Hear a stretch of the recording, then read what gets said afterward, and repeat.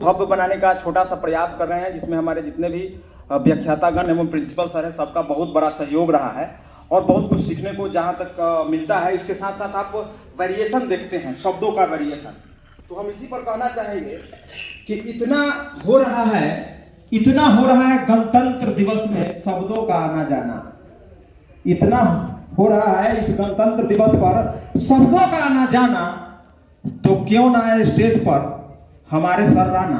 Please come on the stage.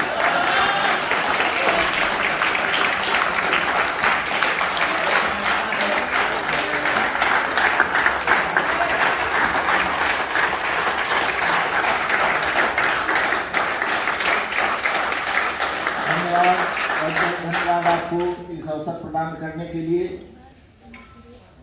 देखिए, आज इस पवित्र पावन दिवस पर हम सभी इकट्ठा हैं और इस मंच में, इस सभागार में उपस्थित हैं। इस सभागार में उपस्थित हमारे आदरणीय प्राचार्य महोदय, वरीय एवं विद्वान व्याख्यातागण, इस अभी संचालित प्रोग्राम में,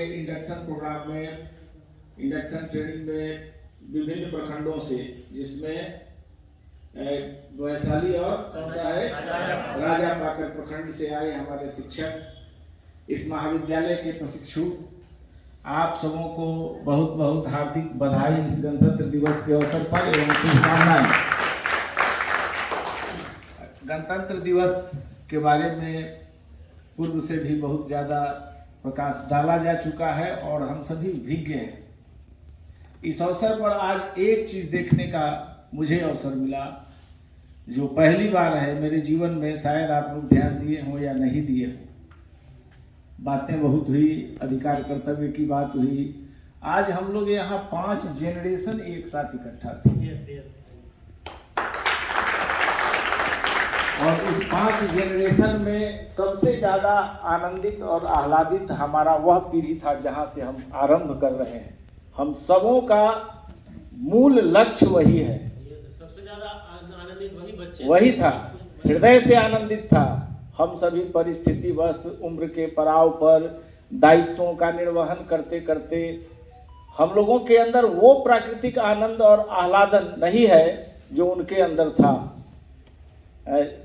ये गाना चल रहा था स्टेज से, बीच बीच में स्वतः वो संचालित हो जा रहे थे और पूरे मनोयोग से, ध्यान से उन्हें देखने की आवश्यकता थी। अभी 2-3 चीजों पर ही मैं बात करूंगा। जब हम दीवाना हो जाते हैं तो दीवाना भी युवा पीढ़ी होते हैं सिर्फ प्रेम में ना,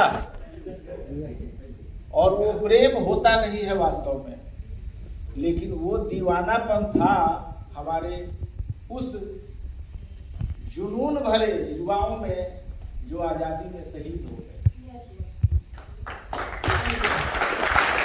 दीवानापन में समर्पण था, त्याग था, तो हमें आजादी मिली। आज हम सभी एक जगह इकट्ठा हुए हैं।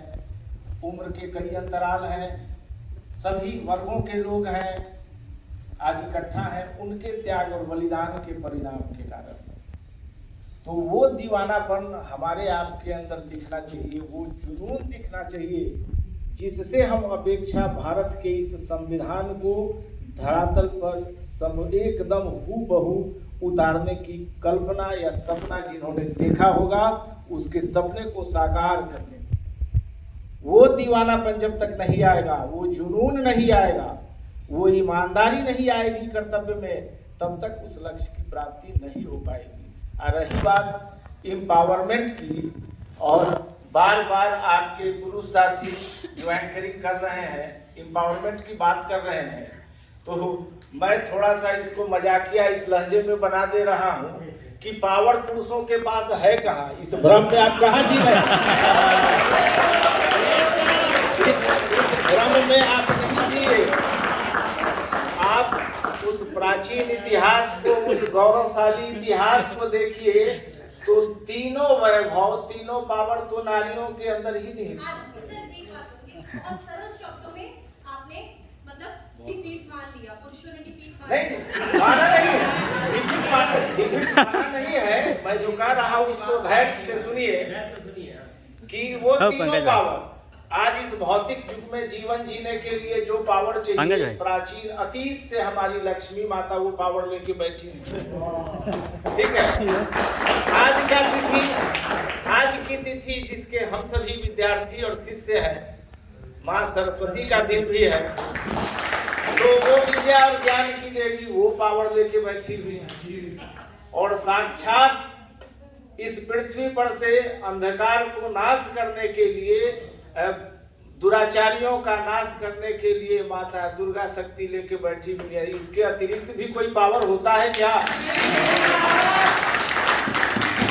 तो इस भ्रम में हमारे पुरुष समाज के लोग न रहें कि हम इम्पावर्ड हैं, हमारे अंदर पावर है।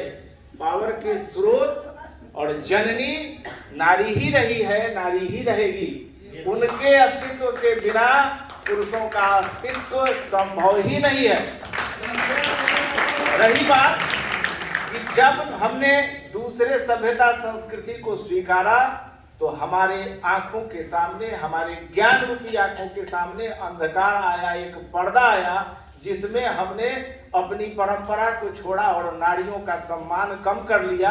उन पश्चिमी सभ्यताओं का, उन बर्बर सभ्यताओं का अनुकरण करने में हमने अपने इस पवित्र जननी का सम्मान कम कर दिया, जिसके कारण आज जूझ रहे हैं। आज कह रहे हैं कि ज्ञान को वहां पहुंचाओ, उसके बाद हमारा कुछ भी संभव है, चाहे विकास किसी आयाम में हो संभव है।